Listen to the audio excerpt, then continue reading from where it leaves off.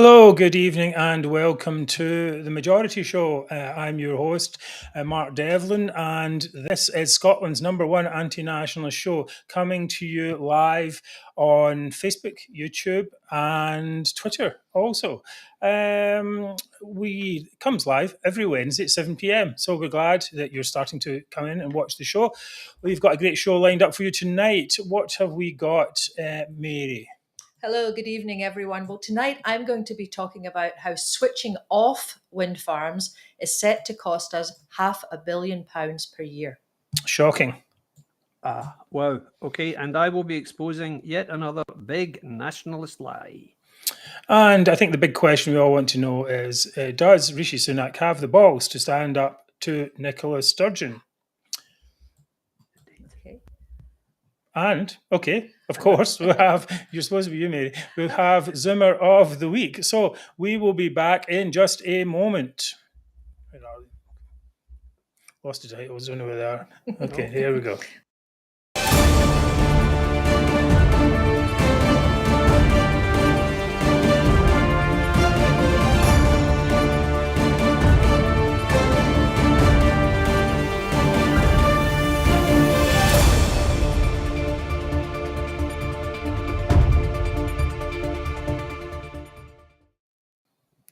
Right, well, welcome back to the Majority Show, Scotland's #1 anti-nationalist show, and thank you for all your welcome messages from the usual suspects. We have Rita, Anne, Dale, and many other of you viewing, so glad to have you with us tonight. As usual, we give a big shout out to our sponsors, or not sponsors, or donors, I suppose, who keep the show running. If you would like to donate, any amount, big or small, is great.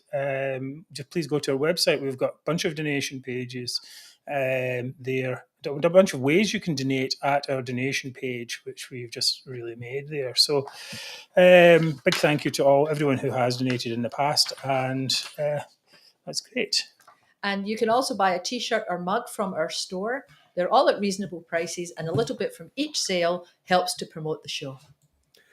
And as always, we'd like to thank our friends at UK Union Voice and at United Against Separation for supporting the show by letting us broadcast directly to their Facebook pages, from where I know many of you are watching right now. Yes, we have a really good viewership on Facebook, where most people actually watch the show. But we would really like it if you could go to YouTube and subscribe there, because the more subscribers we have, the better exposure we get on YouTube, and the more we can get the word out about the show. So if you can, please go to YouTube, look up The Majority Scot, and you will find a place you can subscribe, and that would be great for us all. Indeed. And of course, wherever you are, please like, share, comment, and tell friends. Extend the reach of the show at the click of a button. Click. And as usual, I'll be managing all the comments as well as co-hosting tonight. So if you see my eyes going over here and my eyes going over there, then you know what I'm doing. So please keep the comments short, and I'll try to get as many of them up as I can. Thank you. Right, so coming up, we're going to be talking about wind farms that don't work, or they do work perhaps, but not in the way it's expected. We'll also be dealing with big nationalist lie. That's what David's specialty. And we'll also be talking about Rishi Sunak. So we'll be back in just a second.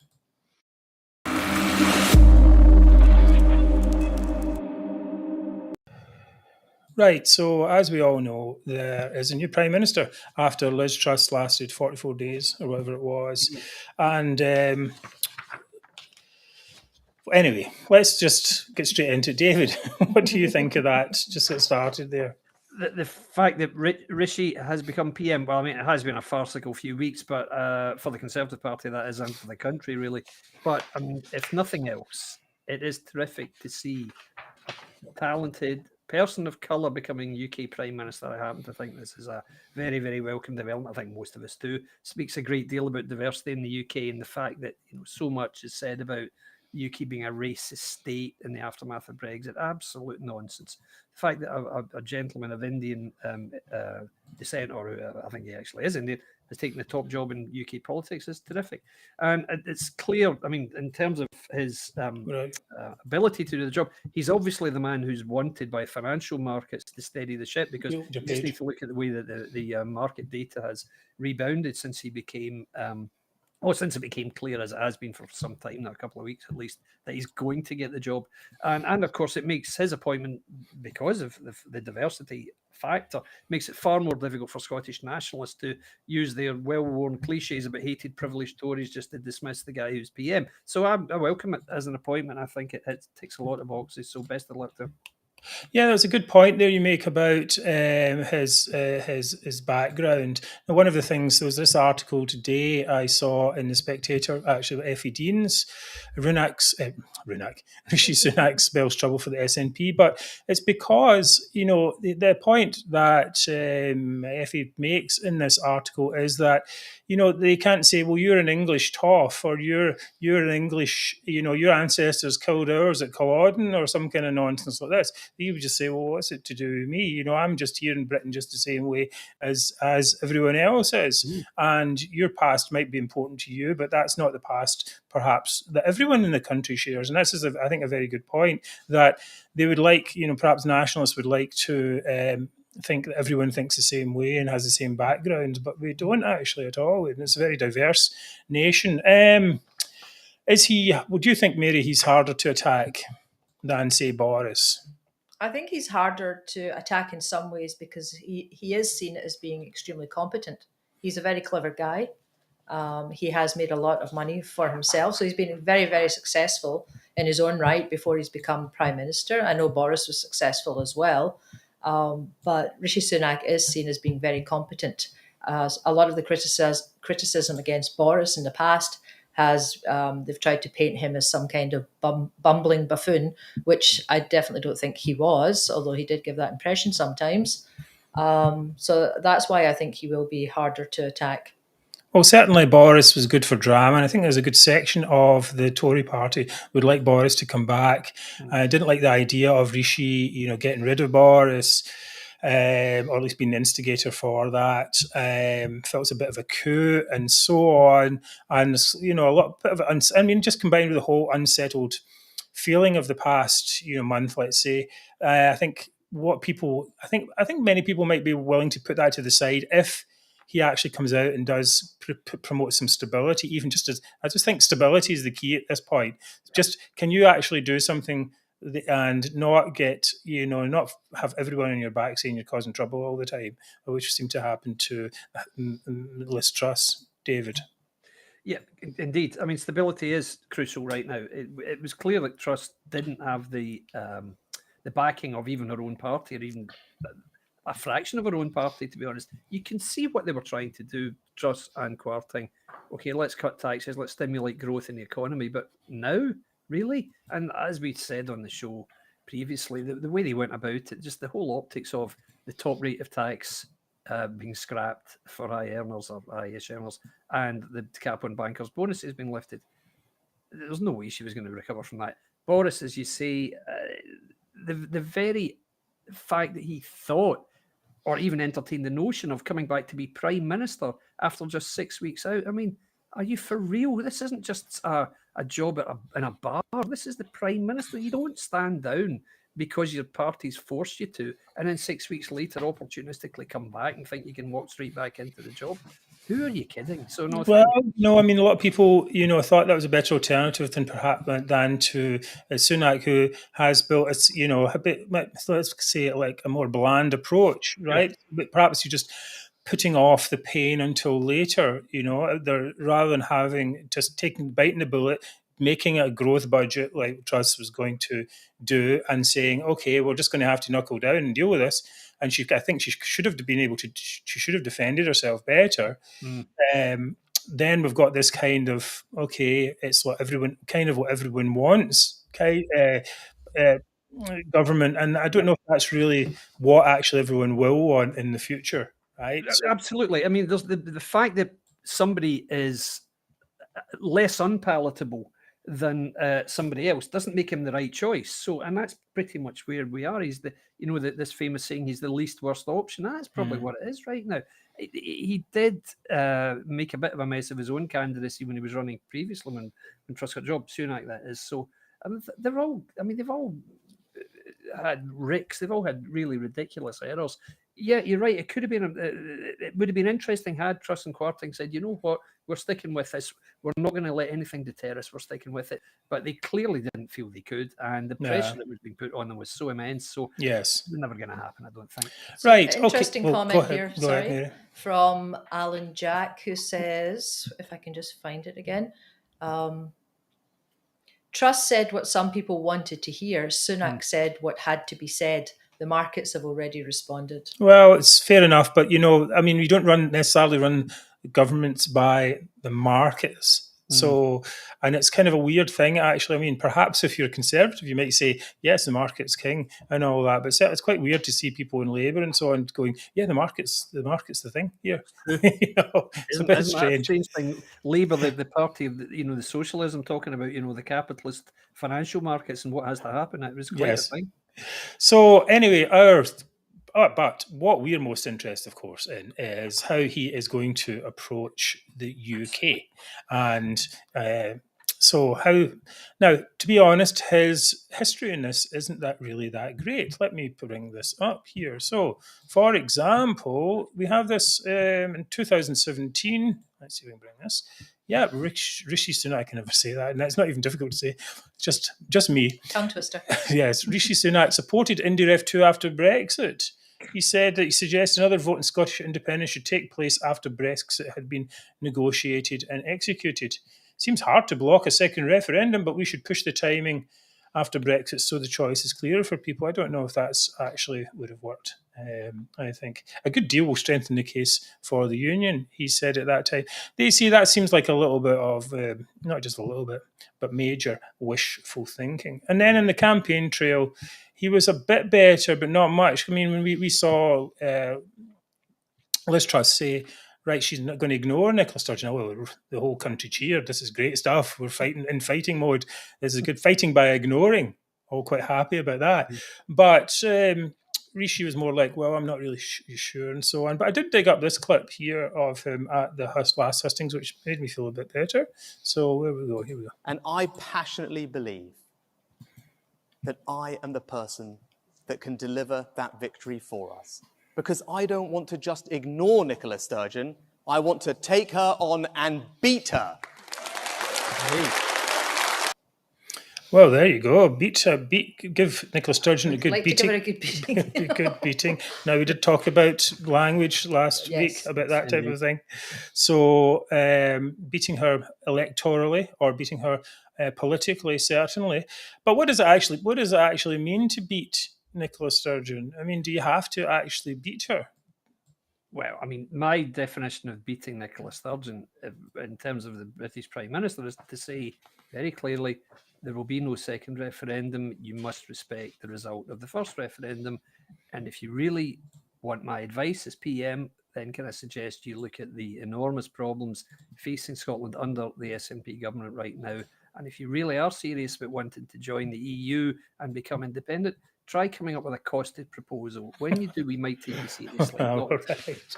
I think that will be... Do you mean one with numbers in it, David? One with numbers, yeah, that would be a start. Yeah, quite, yeah.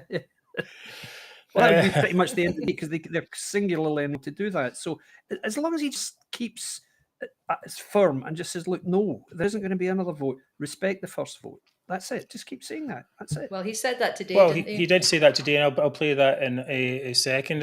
I do get the impression, though, that he's the kind of guy maybe that does think all problems can be solved by money, throwing money at it, rather than doesn't seem to me to be like a conviction politician, perhaps. Well, he's not thrown as much money as Liz Truss and Kwasi Kwarteng, is he? They were really throwing money. He was the one that was saying, no, look, guys, we need to be responsible here. No, well, that's a good point. Let's go on to this. Today he was doing Prime Minister's questions, and this is it's about a minute long, this clip. So it is what's his name? Alyn Smith raised a question about Scotland in the EU. Let's play that. To add my own congratulations to the Prime Minister on his appointment. So we might not agree on everything, but I think we can all agree a more diverse politics can only be to the good. Now, we in these benches believe that Scotland's best future is independence in Europe.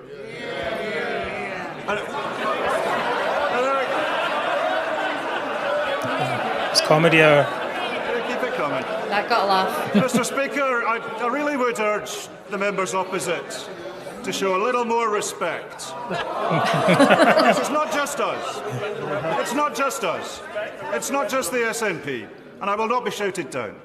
It's not just the SNP. On the last opinion poll, 72% of the people of Scotland want back into the European Union.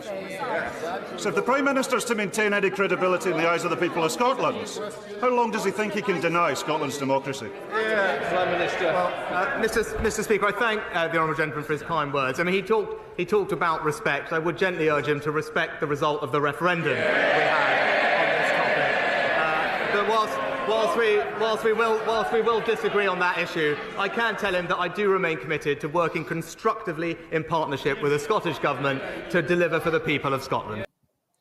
Well, there you go. How about that? What do you think of that, Mary? Well, I mean, that's what we want to hear from the first off, isn't it? Yes, I think so. I mean, that Alyn Smith, everyone was howling at him, weren't they? Yes. Well, let's just say he wasn't being taken very seriously. Yeah, I wanted to ask where that number came from. Actually, this 70% of folk, want to get back. Scots want to go back to the EU. I think that's utter nonsense. It's the pulling it out the ear strategy. Yeah, or not out of his ear, out of the air, out the other end, perhaps. Is Sunak's strategy to kill them with kindness? Is that the thing? Well, that could be. If you look at the way that he responded to COVID, he wasn't shy about getting the money out. That's true. Mary mentioned that. He certainly did. Furlough was very, very generous. Now that you've got the people are getting this refund for their energy bills as well, which is a government initiative, which I guess was pretty much his idea. It's so hard to remember because how long has he been out of the job? 6 weeks, anyway. But it's possible that he will be less in the, if you like, the mold of traditional Conservative chancellors. He might be a little more collaborative, maybe. Yeah, I think that's a real possibility. He certainly seems the type, but as long as he sticks to his convictions when needed, such as on reserved matters like the Constitution, then I'll be perfectly happy if he's. Yeah, I don't know. I do need to remain to be convinced about it. I think he's got that idea that if we're nice to them, they'll be nice back. I think that's a lot of it. Instead of if you give them any oxygen, they will use that. Now, I suppose there are two camps. There is the ignore strategy, Liz Truss, and we all like that, and we all cheer at that. But perhaps this, be kind, nicey with them and say, because he seems like a nice guy, and he's difficult for people to attack him. Really, there's no real edges on it. There's nothing particularly edgy in there. He's been quite generous with the money, perhaps. So it's a bit difficult to get a hold on. So perhaps he can get away with his nicey strategy. I mean, he only has to last for a couple of years anyway. I mean, that's going to be their main job, is to restore trust in the Tory party such that it is, and to prepare for a general election, which is coming, has to come within the next couple of years. Mary, any other good questions, comments coming in? Well, I've just got this one from Andy Tucker. Blackford just gets laughed at in Westminster. SNP has no legal powers to hold referendum. It's a puppet administration. Just a general view, I think. Yeah, I think what a lot of people were like, I think now we're in the give him a chance stage, I suppose, and say, all right, okay, whatever happened in the past, whether it was a coup or whether it was deliberate or planned or whatever it was, now, okay, you got the job. Now let's see what you can do with it. But we'll be watching, of course, and we're quite happy, I suppose, or I'm quite happy, that Alister Jack remains in post as Secretary of State for Scotland. He's been really excellent. If he had gone, I think that would have put us into more uncertainty, especially with the Scottish question. So, hopefully Alister Jack will be able to put him right. Now, it would, of course, be nice to have Penny Mordaunt on there, giving the SNP hell, which she has done on numerous occasions. Perhaps she may be able to continue doing that in some other role. Anyway, Thank you for your comments on this. Dave, you got something else to say on it? Really? No, just to say, yeah, it would have been nice to see Penny Mordaunt having a more active role, possibly, because I do like the way that she is so dismissive of the SNP's bleating, which is all it is. It'd be nice to see if Rishi Sunak and the other senior cabinet ministers will adopt the same tone.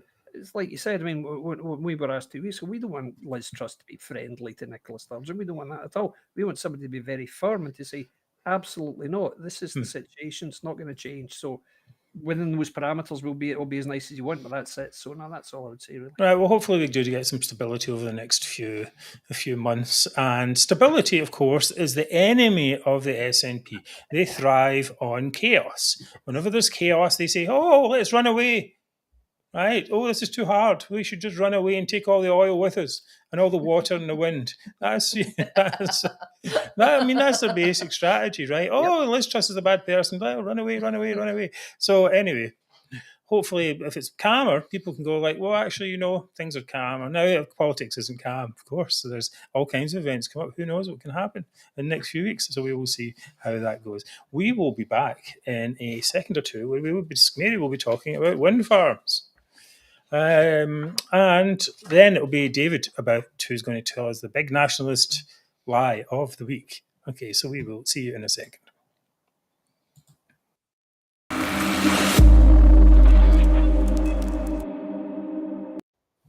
Okay, so I just wanted to give a shout out to start with to Martin Williams at the Herald, because he has really had some excellent articles this week, which I found very illuminating. One of the articles, which actually was telling me things, I was quite astonished. Did you know that we as electricity and gas bill payers pay nearly £1 billion to energy firms over the last 5 years to switch off wind farm turbines when they produce too much power?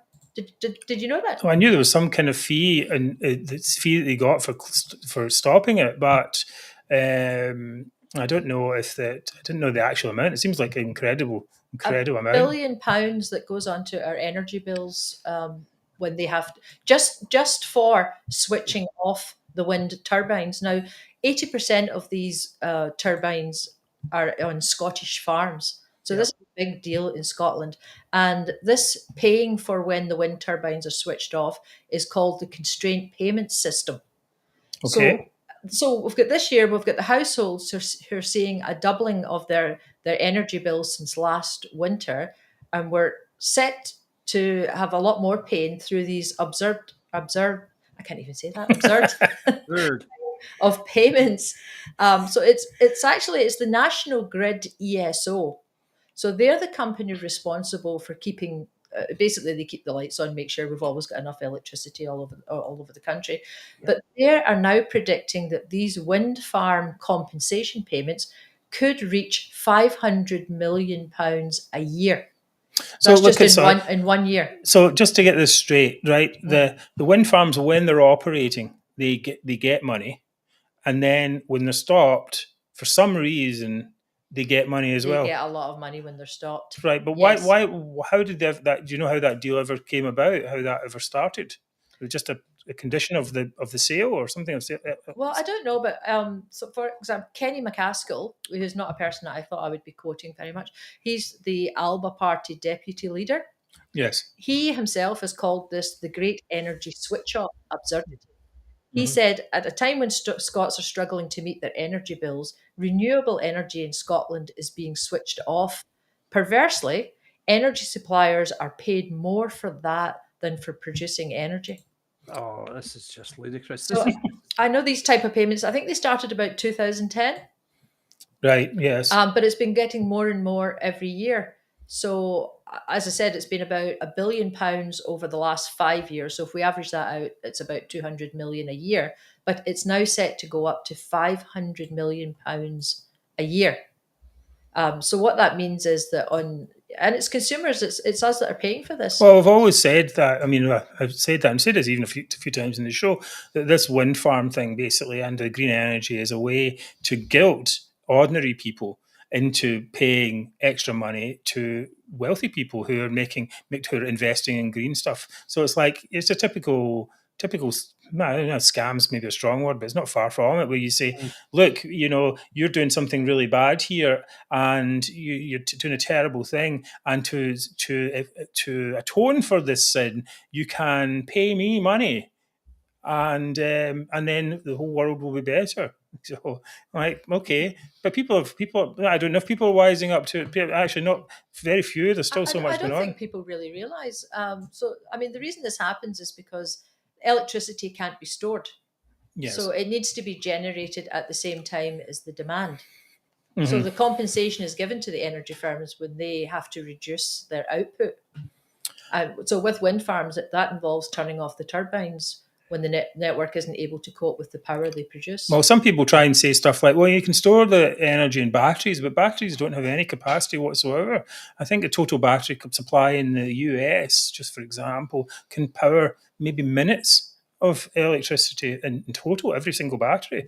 That's all it can cover, because the energy usage is just so huge. So it just seems, you look, I mean, I think one of the things that we talked about before in the show was that there were so many wind farms in Scotland, and that they were being often approved. In fact, many of them, 200, were approved without, well, they'd gone through the local government approval process, and the local people had said, no, we don't want them. And then it had gone up to the Scottish government, and they said, yes, we want them, because, of course, they've got the Greens in the rear all the time. The Greens are saying, we must have wind farms. And Nicola Sturgeon wants to go to COP26. So she, or 27, 28, 29, whatever, she wants to be this global leader in climate change. So she's been approving all this stuff. And I was horrified when we came back to Scotland and we drive up to down to the border, for example, and it's just wind farms everywhere. You're like, what happened to the beautiful Scottish countryside? Yeah. And it's been industrialized by the Scottish government, by the Greens, who are supposed to be looking after the country, the countryside. You think that'd be a major thing of theirs? We put these industrial wind turbines all over it, and what's happening then is the money is actually then going out of consumers' hands right into wealthy interests. Well, politicians who get power from it, and the people who are making the investing in wind turbines, and the landowners and all the people who are in on it. Well, I don't understand why, if there's such an oversupply of power, why are we still building all these wind farms, and why are we still investing in all these offshore wind farms? Well, you know what this reminds me of? The renewable heat incentive scandal in Northern Ireland that brought down Arlene Foster's government in the end. This is where businesses were paid incentives to use renewable energy, but they didn't put any checks on it. So applicants would be asked to use renewable energy, and they'd be paid money to do it, but no checks were put in place, so the rate being paid was more than the cost of the fuel, and so a lot of the applicants were just making profits by heating their premises and saying, right, okay, we want some money back for this. This is utter nonsense. I mean, for goodness sake, are these people just amateurs? So in the drive to use more renewable energy, they're just burning money. It's just unbelievable. And she had to stand down in the end, Foster.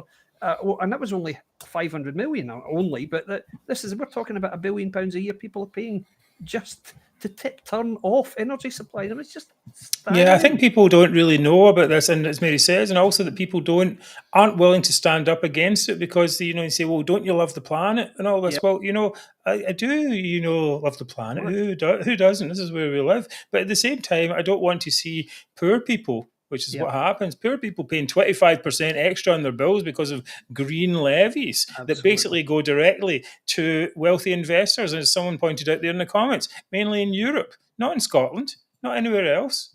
Right? So it's really...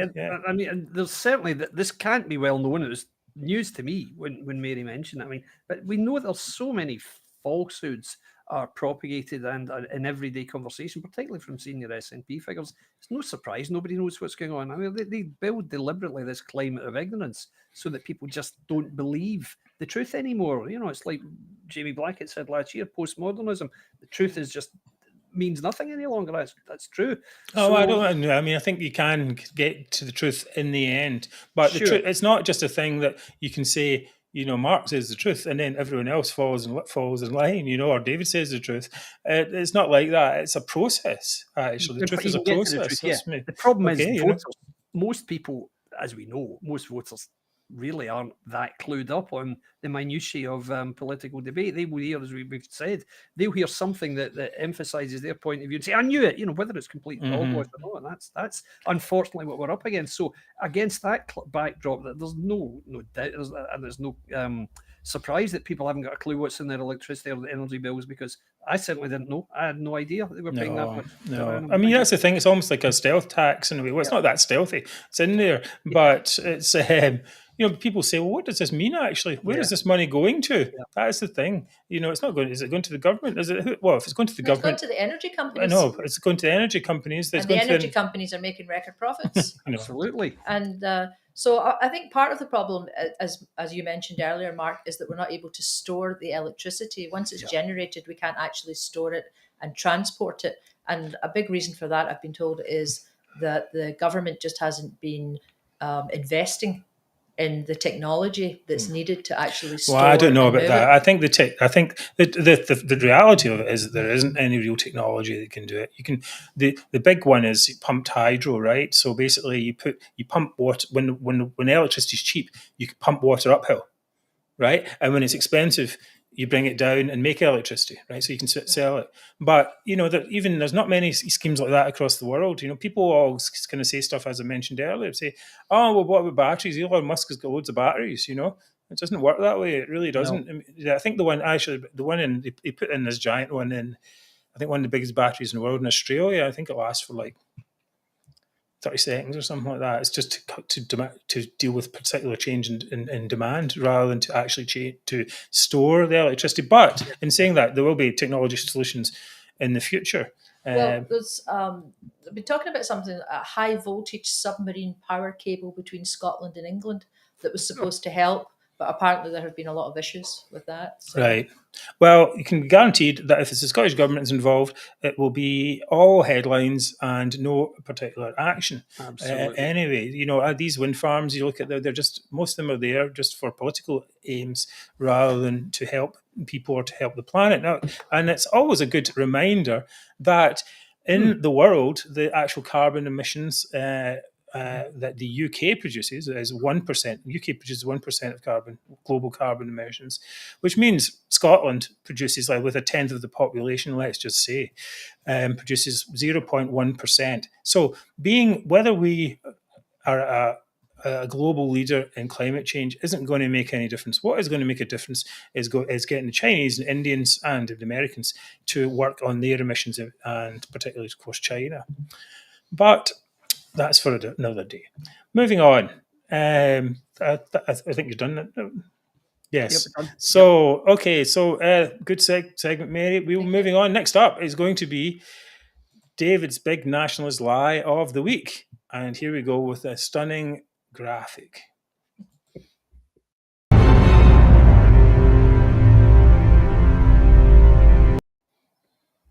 Right. Okay. So... I love the graphic. Love it. Okay, so this week's big SNP lie. At least once a day on social media, you will see a separatist telling an anti-nationalist this little nugget. A vote for independence is not a vote for the SNP. That's not the same thing. Remember, once we're independent, you can vote for anyone you want. And in any event, the SNP probably won't even continue to exist after independence. This is what you'll see on social media, guys, every day. And so, of course, whichever party is in power, they say, to try and sell us the idea of independence, whichever party is in power in independent Scotland, if you don't like their policies, you can just vote them out of office. Brilliant. Okay. Well, as we know, this is, of course, complete fiction. If you want an indication of how impossible it's going to be to dislodge the Scottish Government in independent Scotland, try voting the SNP Green Coalition out of power in Holyrood right now if you don't like them. You can't. So it's not going to be any easier once independence happened to take place, which it won't anyway, as we know. But the last thing the SNP would do, if independence ever did happen, is to immediately disband and allow Labour to become the dominant party in Scotland again. Are you kidding? After getting the prize for all these decades. They would just disband. Yeah, exactly. Well, that's it. The idea is that you can vote for anyone after independence, so to speak, independence. Use the quotes. But why would anyone do that? Because basically, you vote for nationalism, what you get is more nationalism. Absolutely. That's it, right? So why would you give the party that gave you independence? Why would you decide to break up? I mean, it might breaks up into two versions of the same party, but that's it's still the SNP by any other name. Now, I did a few months ago, actually maybe a couple of years ago, I wrote an article on this very topic. Based on, of all things, a poll that was done in Wings Over Scotland. You can see it on our website. It's called Vote Indy, Get Tory. And it was basically this idea that the Wings had done this poll, right? And so he said the number of SNP voters who'd be willing to sacrifice the party's own power in the name of independence. If he asked them, would they give up power, right? So anyway, the number who would be willing to sacrifice the party's own power dropped from 82% to 59%. Right. So basically, it meant that they don't want to get rid of power anytime soon. And I say to people in this, it's like, okay, so if you look at this new independent Scotland, and are you going to have a multi-party system? If so, you're going to have Tories, and at some point, in fact, the majority right now, people are not Tories. I shouldn't say that Tories, but if it's settled down, you have to accept that there would be a Tory government at some point, right? And if they say, no, we don't want Tories in Scotland, then you say, well, then you must want a one-party state. And then if they say, well, we do want the Tories to be able to win, our Tories, as if it were, right? Not those terrible English Tories. First of all, that's Anglophobia. But secondly, it's like, well, if you want the Scottish Tories to be able to win, well, what's the bother with them being in power right now? Absolutely. Logic. It's logic, people. That's what it is. We're all bamboozled here, Mark. Right. Indeed. But I mean, it's just to see that the point of nailing this lie is this is obviously a line that's been given because I've been told this face to face by people in an attempt to try and persuade me that independence is all going to be lovely and fluffy and won't see any difference. Nonsense. So it's obviously something that's told to volunteers to go out and sell as an idea. But of course, we all know there's zero chance that look at the SNP's completely unemployable representatives in Holyrood. Do you think they're going to give up and go and get a real job? God, not in 1,000 years. But and in any event, if they want to talk about what can be achieved through the power of the ballot box, then what I would say is nationalists currently have the power at UK level. They keep making this completely false claim that they don't get the government in Westminster they vote for. That's because they vote for a regional protest party which stands 59 seats in a legislature for which you need 326 seats to gain power. And then they say, oh, but we didn't get the government we wanted. Well, you didn't vote for it. You effectively abstained. Well, actually, that is a very good point. I like that. Actually, basically, it's a little bit of a twist on what we normally say. It's like the tail doesn't wag the dog, right? Even if you had 59 MPs, then let's say this: even if you had the maximum 59 MPs, you can't expect the UK to bend over for you. Absolutely. That, and then claim that they're denying democracy when you only have 59 MPs. That's a load of nonsense. It's complete nonsense. And the other thing you hear, and this is what I mentioned in one of the previous lies, nationalists these days tell us that the real reason that we want to be independent is not because we don't like Tories. It's just we feel culturally different from England. We are left-leaning in Scotland. Okay, that's fine, you're left-leaning. And we know that Scotland hasn't voted a Conservative Party as the largest party since 1955 in an election. So let's just say, where are we going then? We've got Tories are detested in Scotland, and Tory policies are detested by nationalists. Scotland's left-leaning, and Scotland never gets the government it votes for. You know what? I think I see a way out of this. Why don't you try voting Labour, all you nationalists, and then you might get the government you voted for, because there's every chance, in fact, it's pretty much certain that Labour's going to win the next election, barring something very, very unexpected happening. So there's your choice. You can use the power of your vote right now, just like you tell us we can use it in a post-independence world. So there you go. By your own words, guys, you go out and do that next time. Vote Labour. Don't vote for a regional protest party which can't win and then tell us you didn't get the government you voted for, because that's just idiocy. So there you go. There's the answer to you guys. Don't bother telling us what can happen after independence. You make it happen right now. Exercise your left-leaning cultural credentials by voting Labour and see if you can get rid of the detested Tories. Yeah, I think that's a very good point, and I think this idea is that somehow the SNP might disband. No, I said earlier the SNP will disband, but Scottish nationalism will continue. Our fight isn't the SNP are the symptom. Right, Albert, the symptom, the disease is Scottish nationalism. That's what we have to get rid of. Then you need to look at Ireland and just see the continually grieving, as it were, about how Britain was so bad to them in the past and all this kind of stuff. And you just have exactly the same thing going on with every decision made in UK. They'd still be moaning about it. Yep. So it's not going to change anything until we actually change the psychology behind it and change the underlying grievance and start to say, look, this idea of dividing things, and because we're upset about the people are stealing our water and wind, or whatever it is, the grievance of the day is, until we put that to bed and start saying, look, actually, and that's perhaps maybe one thing that Labour can do, especially as their whole thing is, pulling and sharing across the UK, try to say, look, that's the politics of grievance is really not the politics of that a country should be founded on. Yeah. I have a question here from Alyn Jack. I don't know if it's a question or a statement. He says, the UK general election gives the winner 5 years to change things. The SNP wanted 20 years in the Growth Commission report. Do you know anything about that, David?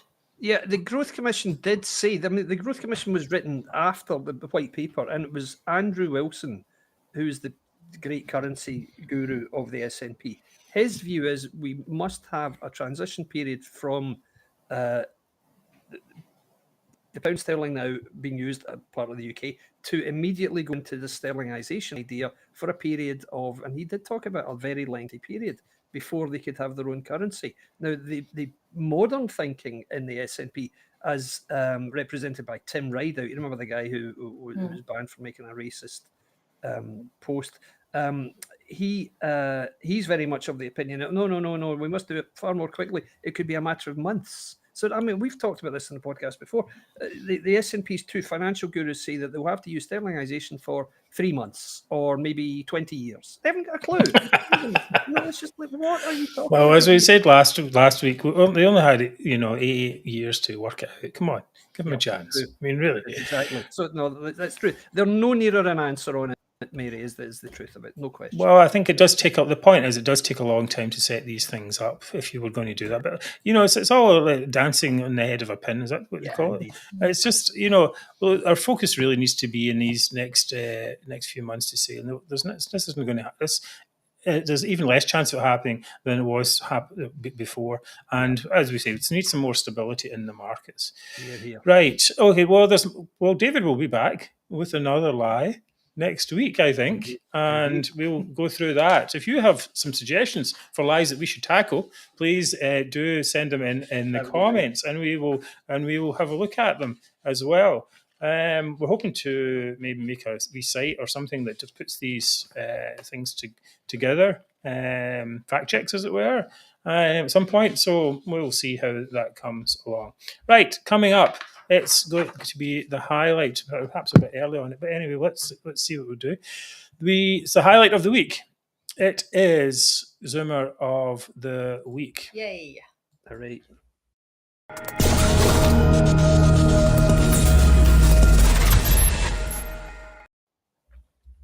Right, okay, who is it? Oh, it's me first. All right. Okay, so my Zoomer of the week is actually two people this week. So now one of them has been on the show before. His name is David Leask. He's a journalist for the Herald. Well, sometimes for the Herald, occasionally in the Times as well. Part of the Times is appeasement division that we often talk about on this show. The other one is Neil. I'm not a nationalist, Mackay. That's his actual middle name. I'm not a nationalist.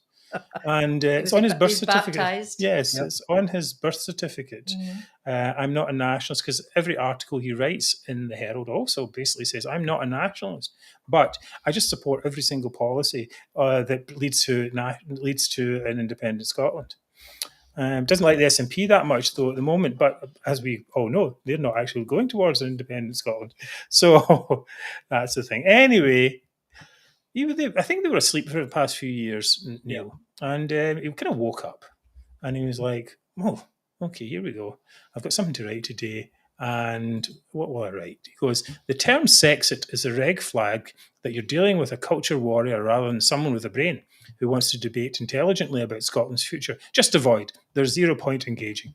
Now, people have been using this term Scexit for like years. In fact, perhaps it might even be coined. I'm not too sure. I have to ask him, but maybe a friend of the show, Alyn Sutherland, maybe not coined, but maybe first to use it quite a few years ago. So it's kind of weird that they bring it up now. But anyway, then his mate,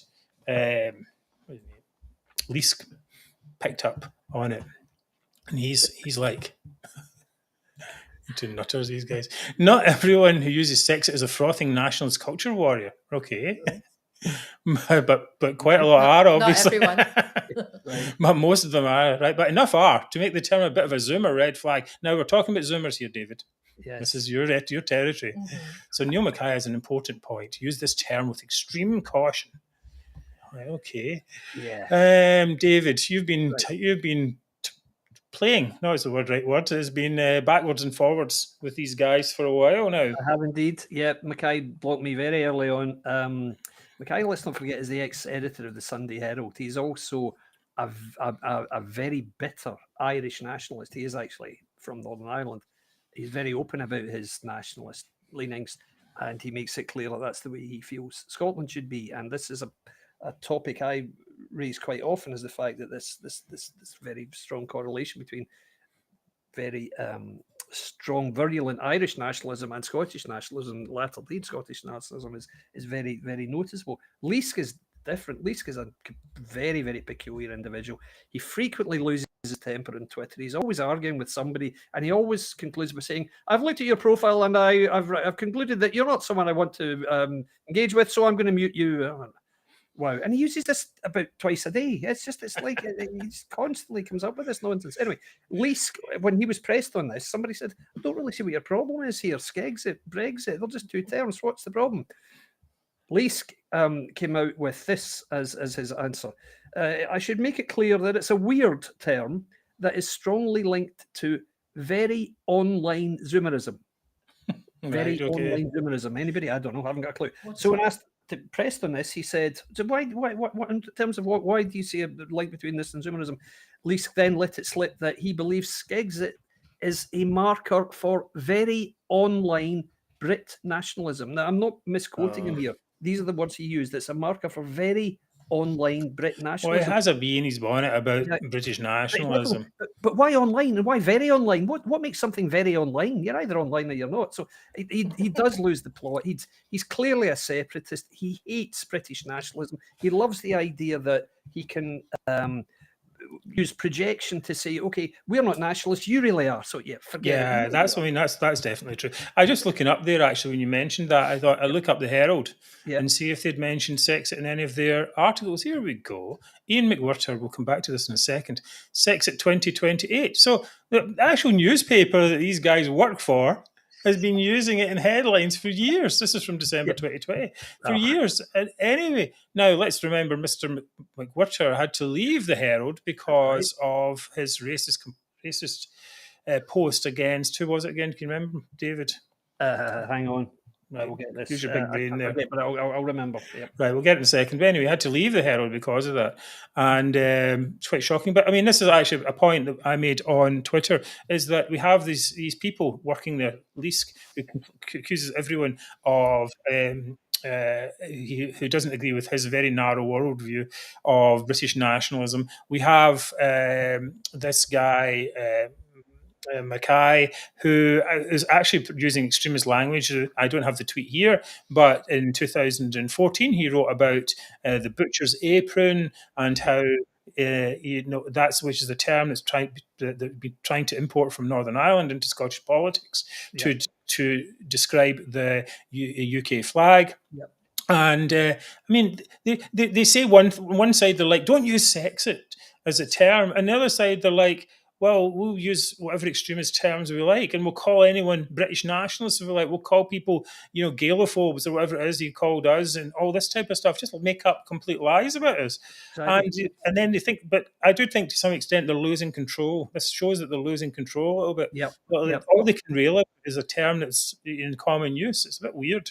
Agreed. I think that's it. I think that they've Mackay's obviously started this debate, and Leask has come to his aid because they probably realise actually this has been used by more people. Right, damn. Okay, what we're going to do? Okay, I know what we'll do. We'll say, well, it's not everybody, but most people. Some people who use this term are Zoomers. Yeah, okay, guys, whatever.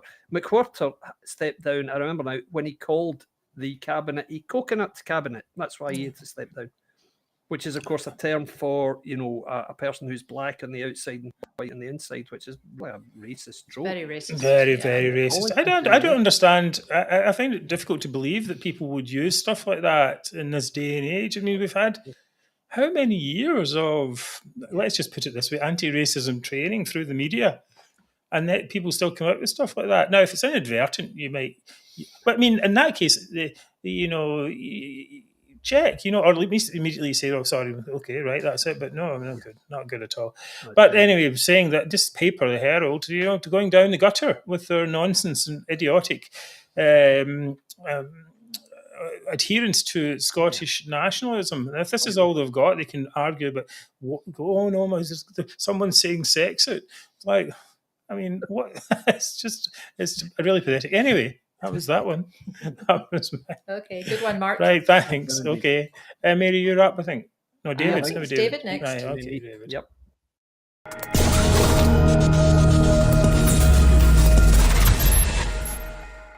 My Zoomer of the week this week is Devi Shridar. Now, we know Devi well. She is Professor of Global Public Health at Edinburgh University. And she has additionally performed the role of the First Minister's mouthpiece on all matters relating to COVID since the beginning of lockdown. She's not in the public eye so much these days, Devi, because there isn't so much to say about COVID any longer. So she's obviously feeling a little bit put out. So having accepted this role of being the First Minister's mouthpiece, this is something that she took on with real zeal, so much so that it emerged this week that during lockdown, Devi had offered to be the First Minister's personal trainer. Wow, that's a video I wouldn't watch deliberately. My goodness me. Anyway, so this week, never to be known to be short of a word on matters that don't concern her in the least, Devi gave her opinion of the new Prime Minister to the breathlessly waiting world.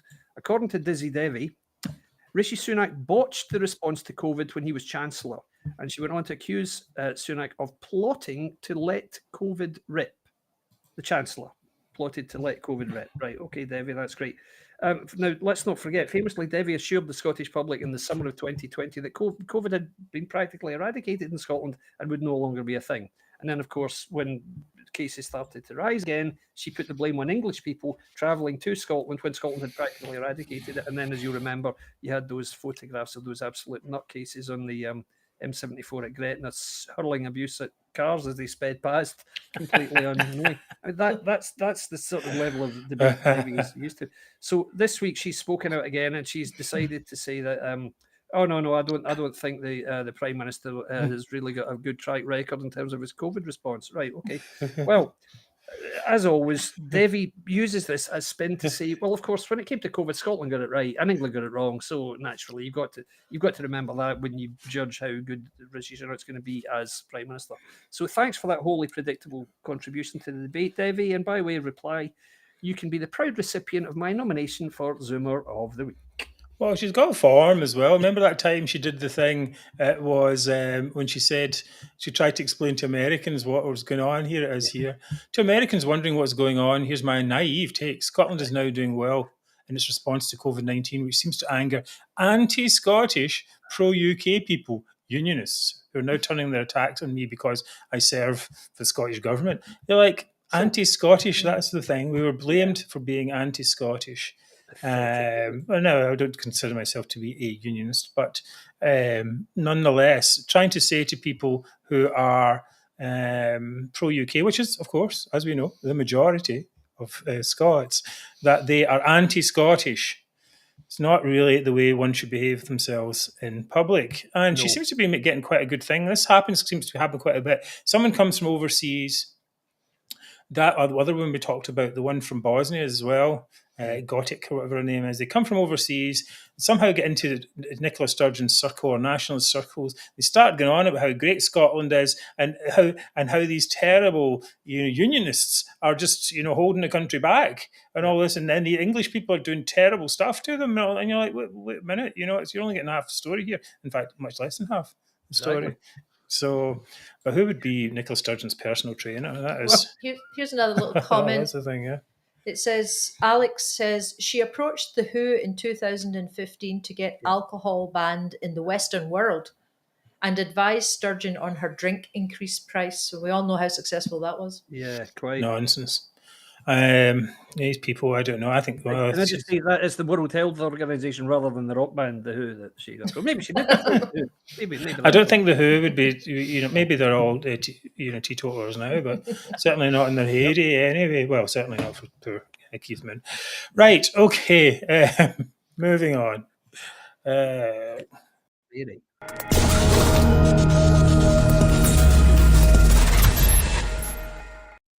Okay, right, so you're up. Put my little caption up for me, Mark. Oh, a caption. Okay, I want my okay. caption. Okay, I'll my go find Zoomer it. of the week this week is Nicola Sturgeon. Hey. There we go. Because guys, I like to keep a tight eye on costs and so on. And I've now found out that the cost of her growing army of spin doctors has reached a record £3.7 million a year. So this is at the time when she's planning to cut over £30 million in public sector staff costs, but her staff costs are rocketing. The cuts are expected to be to social justice, housing, and local government. I mean, I guess those are things that we can just do without. Yeah, we don't need social justice, housing, or local government. Anyway, the number and the cost of the spin doctors have both doubled since the SNP came to power. So there's a lot of spin. You need a lot of spin. True, yeah. You have to keep everything spinning, right? All the plates spinning. So I found out that there are two types of spin doctors. You probably all know this, but I didn't. There's the public relations staff, or PR staff as they're called, and then there's the special advisors, or SPADs as they are known. So for the PR staff, under Alex Salmond in 2009 and 10, he had 41 public relations staff. Guess how many it is now, guys? It's probably double. Mark, what do you think? Yeah, I'll go with Davis as well. Okay, well, you're both wrong. It's now 176. That's 4 times as many. And back in the day with Alex Salmond, people were complaining and saying that had to be scaled back. Right. But now we're at 4 times that amount, 176 PR staff she needs. Right. And then there's the SPADs as well, the special advisors. Now, these people are supposed to provide political advice and support to ministers. I think the whole idea is that they're independent from the civil service, so they can give independent advice. Anyway, that used to be 9. And there used to be a law that said that you couldn't have any more than 12. Well, now Nicola Sturgeon has 18 of them. So these people are getting paid. The SPADs alone are getting paid between 60,000 to 110,000. Well, what are they actually producing? It's rubbish. Yeah. It's really rubbish. Yep. It's the amount of money they're spending in this, and what are they getting out of it? They're getting her a press conference that she just gave there, where people were ended up basically country laughing at her because there's not a number in the thing. It doesn't take a special advisor on 60,000 a year or whatever it is they get paid. 110,000 maybe. Oh, really? Between £60,000 to £110,000. Right. Okay. So let's say someone's getting 80,000. It doesn't take someone 80,000 to go, this is shite. Really, you shouldn't be walking out with this. This is not difficult. I mean, that's a case of, all right, I'll just take the money and keep my head down. I could see as long as I can get this 80,000 for, 100,000 for, and move on there. It's ridiculous. I mean, £3.7 million. I mean, that's on top of all the other places where money's been wasted as well. But I mean, they're just the government have just confirmed that they have to slash £500 million from the Scottish government budget overall because of these public sector worker pay deals that are being done. So it's council workers and train drivers and so on. And the unions are threatening more legal action, teachers and NHS staff and so on. Yeah, but she's paying 176 PR people and 18 special advisors. Plus all the companies that they're hiring to do all their PR and all that as well. It's a whole army of spin. We were trying to figure out good metaphors for spin on the way up to the show. So, David, you got any? I'll put you on the spot. I think you put David in the spot. More spin than a... More spin than a test match on a flat pitch in the subcontinent. There you go. That's a cricket. Right, very good. More spin than... you spin me right round, yeah, baby, so right that's round. more spin than a washing machine factory. How about that? Okay. Well, my head's spinning with all of that, guys. So yes. Okay. Very good. Okay, Mary, it's actually you to decide. oh my goodness. Mary decides. I think I'm going to go with. I think I'll go with David Leask and Neil Mackay. Well, that's a kind of joint win for me and David there. Yes. Anyway. Well, David's already been a recipient of the prize before. So, well, there you go. Hey, we're running over, actually. I thought we were going to be short. No, but anyway. no. All right. Good decision, Mary. We will be back with another Majority show next Wednesday, November the 2nd, at our usual time of 7 p.m. Just like to thank donors, as always, for your support. Thank you very much. Is it me? Yes. And big thank you to UK Union Voice and United Against Separation and the other pages that support us. And thanks everyone for your comments. What a really good, as usual. Yeah, what really good comments today. Really busy trying to get through as many as I can. Really, comments went very well. If you haven't already, please subscribe to our YouTube channel. Make me happy. If you do that, please do. Please go and subscribe now. We'd like you to be happy, Mark. Okay. So anyway, thought for the week. If you want to erect a hard border between Scotland and England, quite simply an Anglophobe, the definition of nationalism is erecting borders. At least own it. You know, that's the thing. You know, it's like you're going to want to put a border up between England and Scotland. At least say it like, okay, I hate the English. That's what you're doing it for. Yeah. Right? But we won't let them break our families apart. Thank you all for watching. It's been a great show for us. I hope it's been a good one for you. We will see you again next week. Thanks, everyone. Thanks for all the comments. See you next week, guys. Take care.